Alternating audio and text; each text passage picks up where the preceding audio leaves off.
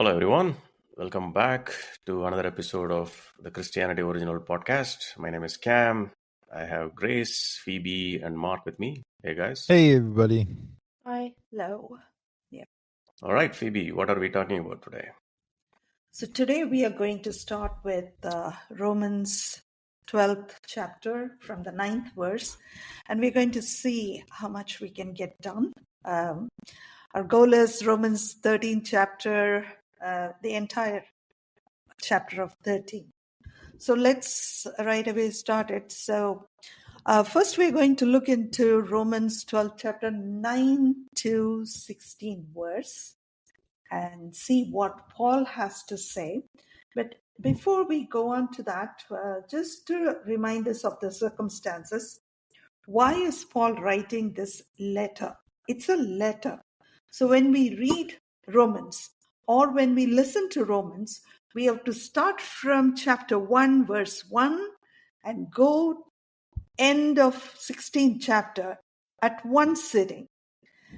If we are to think of emails, when we get an email, we sit down and read the email. We don't do it, I'll read the first paragraph today and I'll read the next paragraph the next day. Hold on, We wait a don't minute. have that. This is a long letter. Like, how is one supposed to read it in one sitting? I mean, if I get an email as long as that, I'm just gonna click mark as read and move on. Or probably I need ChatGPT to give me a TLDR, right? Yeah. Okay. So did So they actually read this letter in the yes. first century in one sitting? Yes.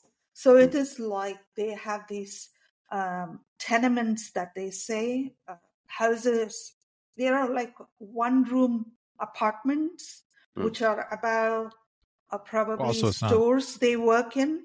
And in this, probably, depending on the size, 10 to 20 people can squeeze in. So you're talking about like the first century churches in Rome. Yes. Okay, where they met. In the city. Well, it's not like they had TV to watch Yeah.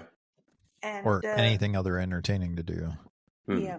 And so Maybe Phoebe, some the games. patroness, brings this letter from Paul, okay, and which means that she is pretty rich to take care of the journey. She can travel. She had some kind of power and authority in the Roman Empire, and she's using this power and authority to serve this purpose of bringing this message, this letter of Rome from Paul to these congregations in Rome. The point is there were a number of churches there. I don't remember how many, but she must have gone around to these churches. And she wouldn't have read it. A slave would have read it. He would be, there were all kinds of slaves, and some of them were very skilled in certain, let's say, finance. Maybe a slave was very skilled in accounts, maintaining accounts, and probably this slave was able to read. So Good at slaves talking. had literacy. And what could have happened is questions would have come up while he was reading this entire letter in one sitting. And so that's like an hour. So I just Well, did some more than an hour. rough math, and so Romans has like 7,100 words in English, and if you read it out loud, it's about an hour. That's it? Yeah, Oh, yeah. shit. That seems way faster than I was expecting. And the thing is, people would have come up with questions. She must have been, the slave reading it must have been interrupted now and then when people didn't understand. And Phoebe must have participated in explaining what Paul meant. So we have to even factor in those interruptions, So we don't know if it was 2 hours or 3 hours, but I can tell you there are some churches today where services are 2 to 3 hours long. Messages go on for more than an hour and a half. and people sit and listen, and they have that developed the skill of sitting and listening. So maybe they had some breaks in between. Oh, no, you said it has to be read in one sitting. Yeah. Okay. yeah, And yeah. like, so these were many small churches across the city of Rome. Yeah. Yeah. Okay. And so if you say people can hear it in one sitting, I mean, continuously you play, you could be going on a car, or you could be taking a train or subway and put on your headset, and Bible Gateway has the audio version. Freely you can listen to this whole letter in one sitting. And when you do that, everything becomes different. Your own interpretation of Romans changes from what we have been hearing from Romans for many, probably decades of our lives. So what about all these chapters then? The chapters were divided later. There were no chapter divisions, no verse divisions. These are all after Paul. And does anybody know when the chapters were divided? There must be some information. I think I remember there's like all across the biblical books. I think the chapters were done like in the 9th century. Yeah. Even that after Christ. Yeah. So sometimes you see that the verses and chapters don't match up because of how they have understood and done the division. This is a letter. Paul was not sitting there putting 1, 2, chapter 1, 2. It was a continuous I remember letter.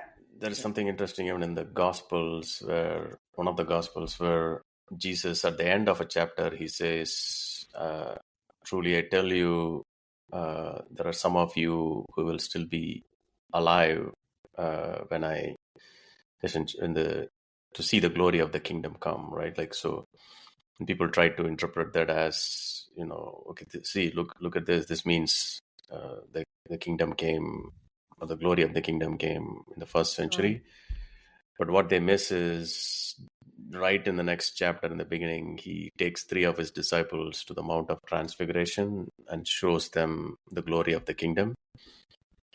So just because of the chapter division, people miss that context. Yeah. Anyway, continue. Yeah. Thank you. And so we will, for context, we have to remember that it is Paul who wrote this letter. He wanted to take the good news to Spain. And Spain had been colonized by the Roman Empire. We all know that all roads led to Rome. So wherever he was, he had to get to Rome first. And from Rome, he would have to go to Spain.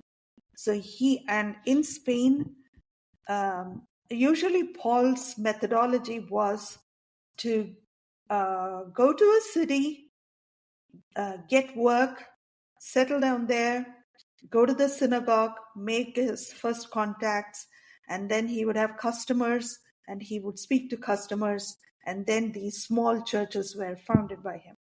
But the Church of Rome was not founded by him. So, when we read his letter, he's much more polite, to this congregation, because he did not found them.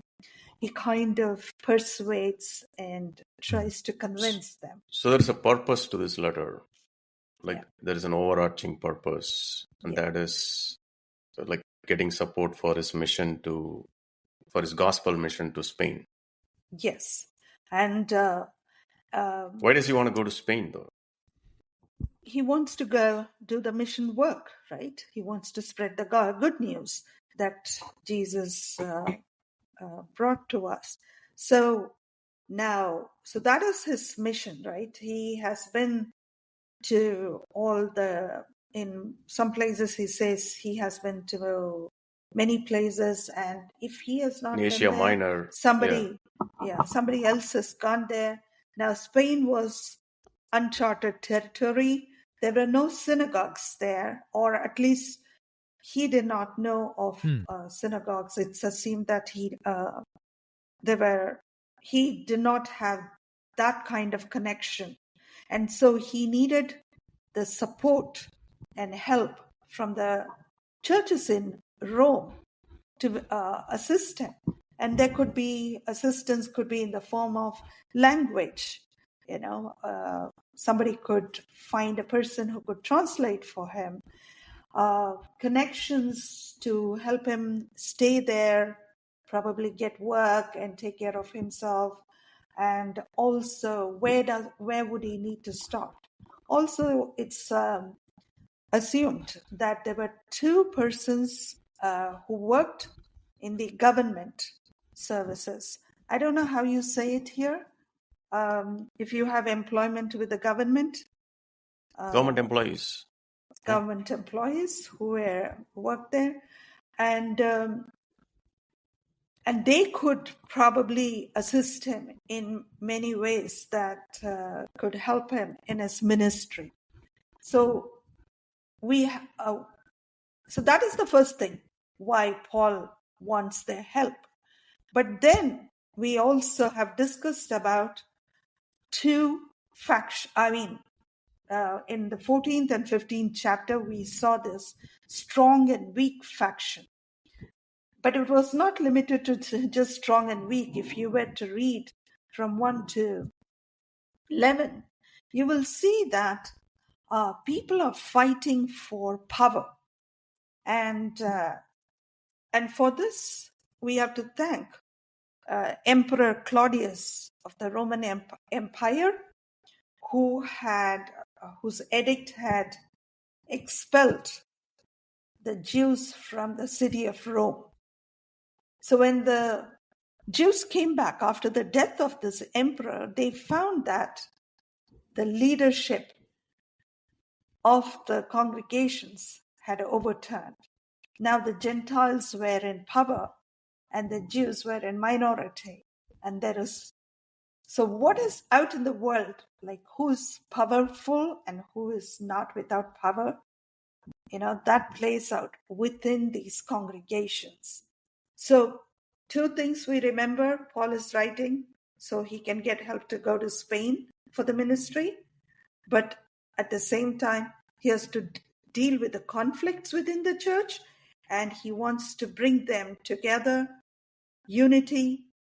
And this unity is among different ethnic groups, right? So what we are going to read today, think of how we can like and love a person who belongs to a different group. And again, these are group dynamics. Even though we as individuals have to operate, we have an identity which makes us belong to some group. And so this is conflict between groups. And how do we have to handle it?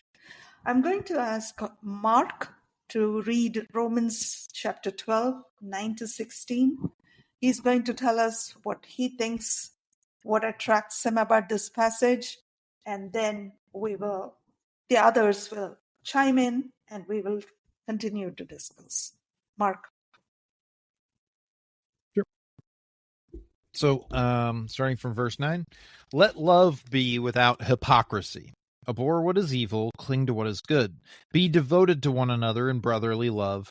Give preference to one another in honor, not lagging behind in diligence, fervent in spirit, serving the Lord, rejoicing in hope, persevering in tribulation, devoted to prayer, contributing to the needs of the saints, practicing hospitality.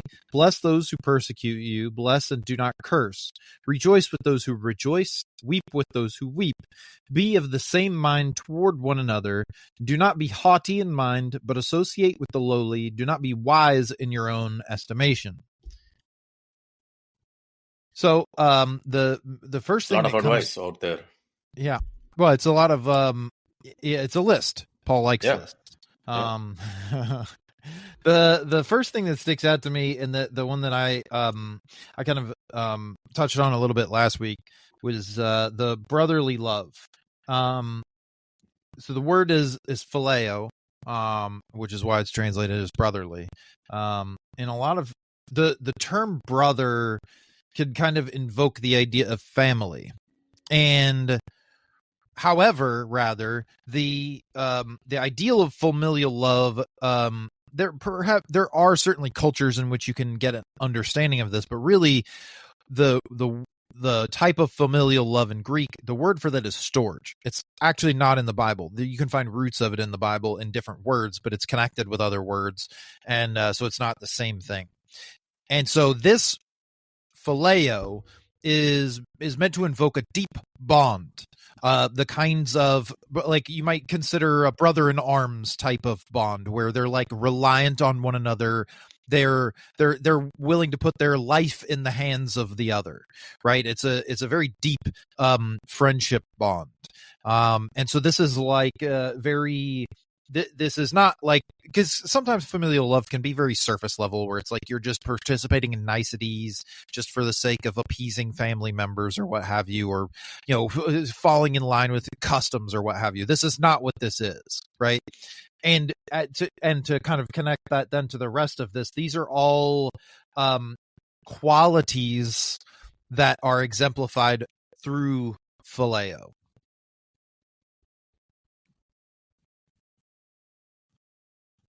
Oh, okay. I just wanted to add that. Okay, thank you. Mark, I was looking at the same verse because last week you did introduce the idea of strogeia. How did you say that? Yeah, I'm probably mispronouncing it, but I pronounced it storage, but it's absolutely not pronounced storage. Okay. Storage. Okay. I forgot to look in up English actual it is pronunciation. Hold on a minute. So I went into Bible Hub and I looked up this verse, and the first one is Philadelphia. Storgi. Then it talks about Philostorgoi.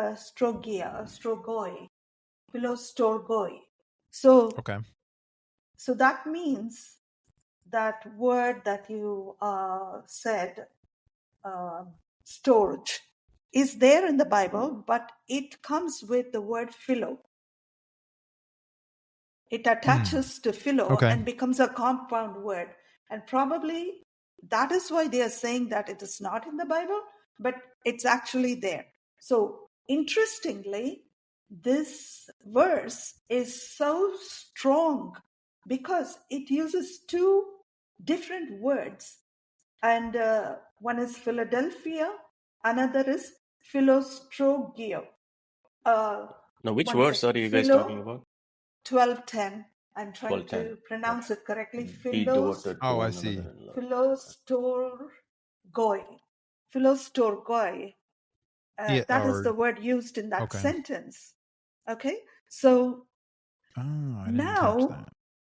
Yeah, now for me it is like, okay, Philadelphia, the kind of you're right, it is. brother or friends, that relationship. But when you use philo plus storgoi, then it's also family. And if we look at this verse, I mean, Romans 12:1, I am, just a minute, I'm trying to say, yeah, it talks about, it keeps using brothers, right? And I'm also going to look at 13 if there is brothers there. But we know that Paul keeps using, it's not there, but only in 12. Why? So he brings in that he uses brother, he also uses this compound word, and you kept using the word bind or bound, something. The last time you were talking about how like binding one might consider like a, yeah. And I thought, my goodness, if that is the kind of relationship that's why we should have, imagine the four of us here, and we are like the family. Just before this started, we were talking about families. We are the family, and the love connecting each of us.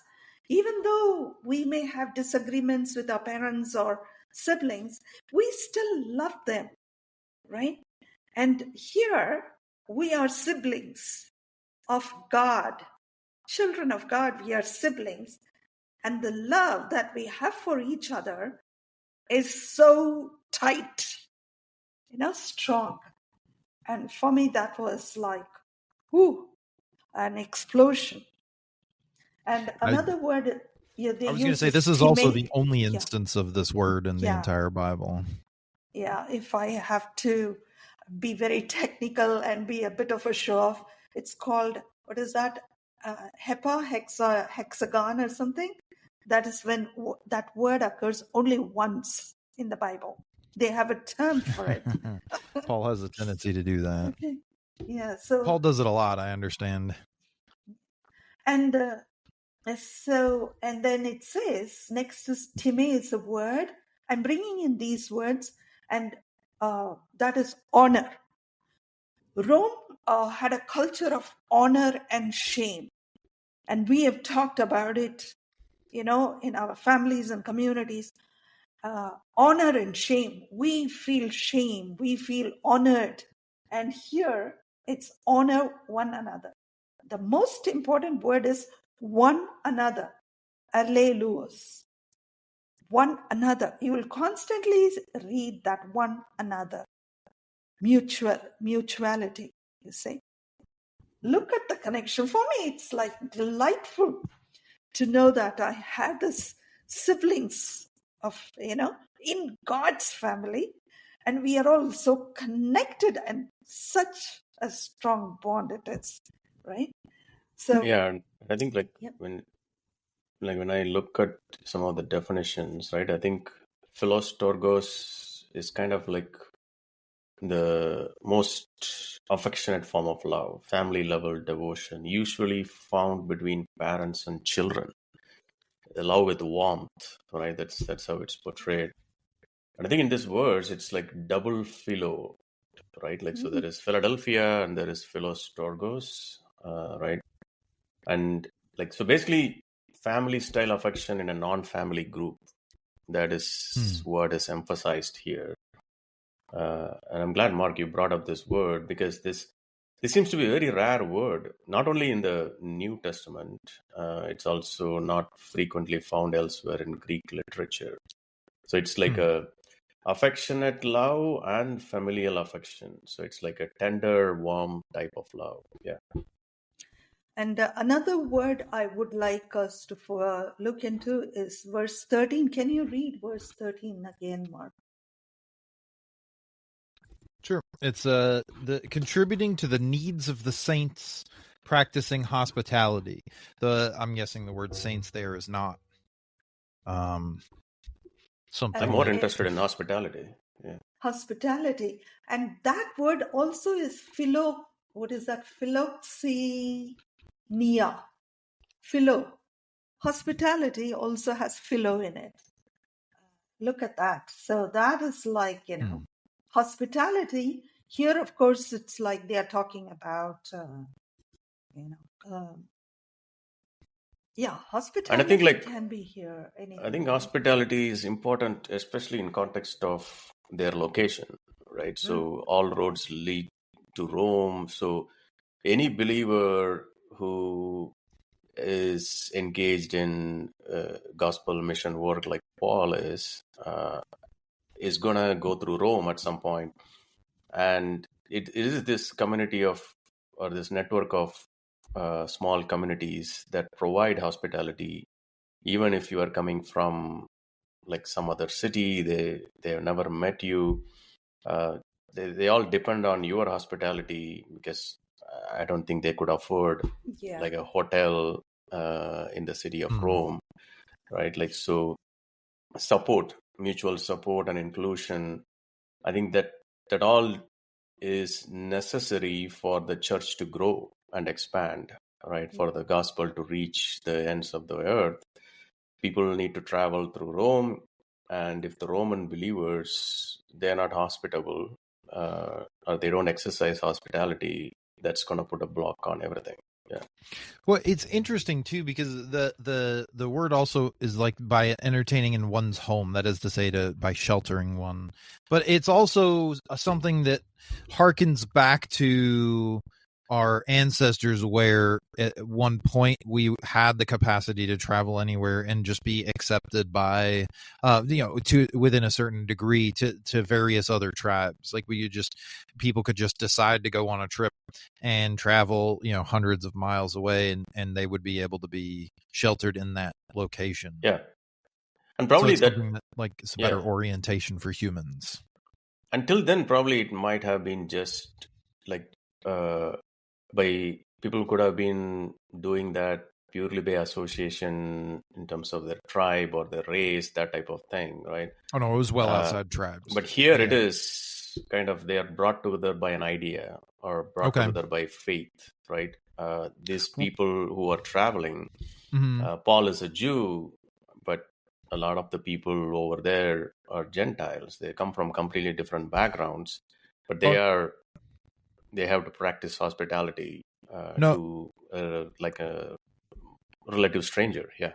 No, you misunderstand. This is cross tribes. So, for instance, one might travel from one tribal zone to a completely different tribal zone, and perhaps those tribes might even be enemies, but you as an individual would then be granted hospitality, because that's just how how people treated people back then. Because it was a matter of, like, back then it was like, you do what you need to survive, and that cooperation is necessary, and it brings about good outcomes, right? And so there's also a practical element to this as well. Yeah. Because it's like that's what we want to see in the kingdom. So it's what we should be acting on. The one thing is the place where they were gathering was in somebody's house, right? And probably, let's assume that they are gathering in a Gentile home. A home is again one-room apartment, okay? And a Jew is invited in to give a message, probably, or for a dinner or something. And he comes there, and in Rome, the meat that was sacrificed to the gods and the parts that were not suitable for the elite were distributed among the commons. They came to the market for selling also. And this meat was pork, and Jews don't eat pork. Now you invite a Jew to this Gentile habitat and then serve pork. How hospitable is that going to be? And he may be shocked, perhaps, to see that they were all consuming that, and because he comes from a different background, right? And this word, this Philoxenos, right? This word I see it one more time in the New Testament, which is in Hebrews. Do not neglect to show hospitality to strangers, for by this, I think people have entertained angels, right? I think it refers back to Abraham's hospitality to the three men back in Genesis. And I think it's essentially also talking about some of the laws that are there in Exodus and Deuteronomy, where the stranger receives like almost equal protections, like the orphan and the widow. And I think even Job talks about it. The stranger has not spent the night in the street, right? Like, so it seems to be embedded throughout in kind of God's expectation for his people, right, all the way from Abraham. And you, Mark, were also pointed to the word saints there. Do you know that you're also a saint? Remember, the word is so the word hagios. is hagios. Yeah, I looked that up. It's the same kind of root as like consecrated or holy. It's this idea that we're set apart. The same word, hagios. Yeah. Oh, hagios. Okay. Yeah, saint. That's where it comes from. Yeah. So we are all saints. So when they mention saints, they are talking about these people, believers who are traveling and so provide Oh, hospitality sure. for those people who are set apart for this work. Yeah. Yeah, just want to clarify to our listeners. Yeah, I Like, wanted to we're call not that out because it's we're not claiming that we Yeah. are saints performing in the worldly miracles. sense. Yeah. We haven't Yeah. performed any miracles. Yeah. We are talking in the sense of being set apart for the work of the gospel, right? Of good The news of actual the meaning kingdom. of that word. Yeah. Mhm. In the first century context. Yeah. Yeah. And Mark, thank you for bringing that verse, chapter 12, verse 10, because I had done a lot of work on that many years ago. And with you focusing on that Storgos, it kind of, added so much to what we know and experience. It was beautiful. Thank you for that. And So probably that's the next, kind of love yeah, Jesus experienced as well to his followers. yeah, I remember like an incident where he's preaching inside a building, and his mother and brothers, they're knocking outside, and they want him to come out and see them. And he's like, who are my brothers, mother and brothers? Those who listen to me, right? Like, yeah. So he feels that type of familial affection to his followers. yeah, Well, it's also a sort of reframing of that familial, because like I mentioned at the beginning, storage has a connotation of like cultural obligation, right? Whereas we're not talking about a cultural obligation, we're talking about a depth that is a desire to be the idea here is like we are connected in such a way as we should desire to treat each other as if we were, as if Christ treated us, right? Like there's that command that Christ gives his followers to treat each other as he treated us, to love each other as he loved us, right? Which is it's a different kind of, it's not an obligation so much as it is something like this is an ask that the one we follow commanded of us. We want to do this, right? It's not a matter of like, oh, we have to, and like there's a lot of emotions that can come with that, but tying it together with the idea of a deep bond, this familial love becomes something much more than just storge or phileo on its own. I am just thinking that there are three things that are coming up in my head. One is the agape love, which is what most of the believers think they are practicing, or we also think we are practicing. And Well, then the second, they don't really agape understand kind what of that means. becomes so intellectual kind of thing, where especially in the ninth Well, not verse, only that, love. Let me finish my thought, Mark. Love must be sincere. In some translations, you see it is genuine, or, it should be. It should not be hypocritical. And many times we find that we put on this face of customer service, of being very nice and kind to Performative. people. Performative. That kind of thing happens. But then we have the phileo. Phileo is like friendship, friends. How casual can you be with your love, with your friends? And then that storage for me is family.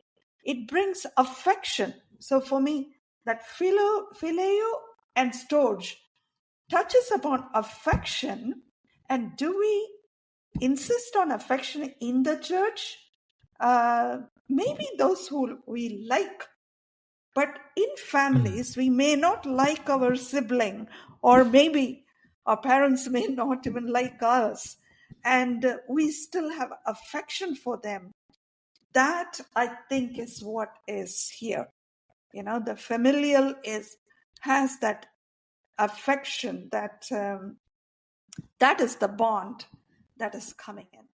So then it means that even if we are so different from each other, and we don't even perhaps like somebody for the way they behave, can we be affectionate? Is it even possible for us to do it? I just would like to go on to the next topic after having said that. Next, we will be going to Romans 12, chapter 17th, verse 2, the 21st. And Grace, can you help us with that, please? Do not repay anyone evil for evil. Be careful to do what is right in the eyes of everyone. If it is possible, as far as it depends on you, live at peace with everyone. Do not take revenge, my dear friends, but leave room for God's wrath, for it is written, "It is mine to avenge, I will repay," says the Lord. On the contrary, if your enemy is hungry, feed him. If he is thirsty, give him something to drink. In doing this, you will heap burning coals on his head.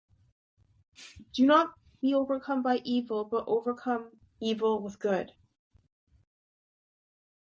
Right. Awesome. What do you think? What caught your attention? One Greek word, I'm sorry if I'm pronouncing it incorrectly, ekdikio, which according to the Strong's Concordance 1557, meaning A, a defense, avenging vindication, B, full, complete punishment, retribution. So what I gather here is that, like, I have to forego my pride in letting go of this vengeful inclination, because in the past I have struggled with this. Like, somebody says something about me that I don't like or is inaccurate, I really just want to prove to the other person that what they said is not true, and I get caught up in that, right? But what's helped is that it's as if I thought I knew more than God in this. Like, I have to surrender control here. So, and what helps me here is that, well, in the kingdom, right, everybody gets to prove their own righteousness, right? Matthew 16, 27, 25, 31 to 46, Luke 12, 48, and so on. Like, you don't know this person's upbringing, their experiences, as to why they respond to you with hostility, especially as what we do, when you do spread the good news, you will attract hostility and misunderstanding that just goes with the territory, right? But either way, I mean, in the 1,000-year 2 Peter 3 judgment period where Satan is locked away, Revelation 22, excuse me, none of those things will be a barrier, so there'll be no excuse for anybody not to learn the good news then. So that optimism has kind of helped me in knowing that these people will get the chance to reform anyway, so what's even the point of me responding back in retaliation or being angry or being, like, irritated? It's just not fruitful. Hey, sorry, which verse are you talking about? What is the English word used? Oh, I forgot which verse was which, but I was just so, like, interested in that word that I forgot which verse it was from, unfortunately. But the word corresponds to Strong's Concordance 1557. 1557. Okay. Yeah, it's Aid Ekdi Kesis. I think it's in Romans 12:19.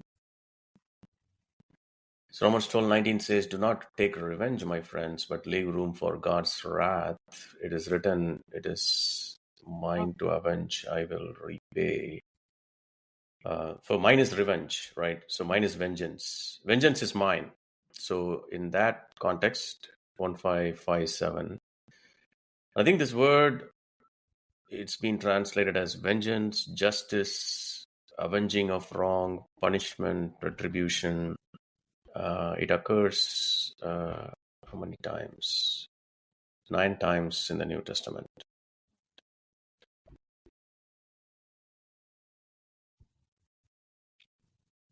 So you brought out a good thing that it's pointless taking revenge, because anyway they are going to come in the kingdom and they will learn of the good news, and what is the point of doing all this, revenge activities, because they will come back and learn.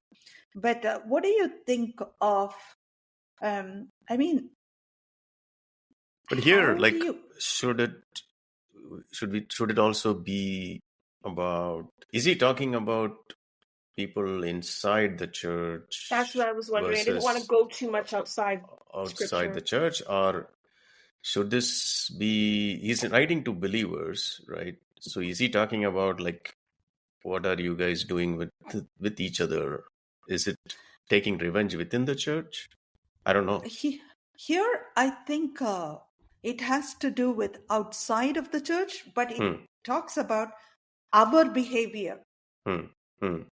the church members' behavior to those outside, because your siblings can't be your enemies, right? That's what I think. Well, that's debatable. I mean, inside the church. I'm not talking Understood. about our Understood. families. Yeah. Yeah. Yeah. I'm talking about the Yeah. church Here in the itself. context, I think, I just realized it starts with bless those who persecute you, bless and do not curse, right? Like, so this is outside the church, people who are persecuting the church. Yeah. And one more word that comes up here, which I think is very important in the context, is in verse 18. Could you read that for us? Yeah. If it is possible, as far as it depends on you, live at peace with everyone. Yeah, that peace with everyone. So not just the church, but also outside, I think. But the peace, the word peace, we have to understand how important that word peace is, because Rome believed that it had brought peace to the world, the known world. And how did it bring peace? Through war. Pax It, Romana. yeah, it's called Pax Romana, right? The Roman peace was bought through war. So you fight with other nations, you colonize the other nations, and then you create peace. So those roads that were leading from all other countries into Rome was built by Rome. Uh, many will say, hey, because of the colonizers, you got the roads, you got the railways, you got all kinds of urbanization and modernization. And merchants are happy, traders are happy, business people are happy because they can now safely do their business outside without being afraid of what do you call law and order issues. But here, I think peace has something to do with all this, has something different from the Roman Empire. That's why don't take revenge, but instead feed them and give them a drink. I But just that's like wanted to place it here. that's also again dates back to even the Old Testament, that concept of kind of overwhelming your enemy with good acts, right? Uh, leave room for God's wrath. And again, here I think Paul is quoting the Old Testament, if I'm right. It is he is actually saying, "It is written, it is mine to avenge; I will repay," says Yahweh. Right, and then he also goes on to quote, "If your enemy is hungry, feed him. If he's thirsty, give him something to drink. In doing this, you will heap burning coals on his head."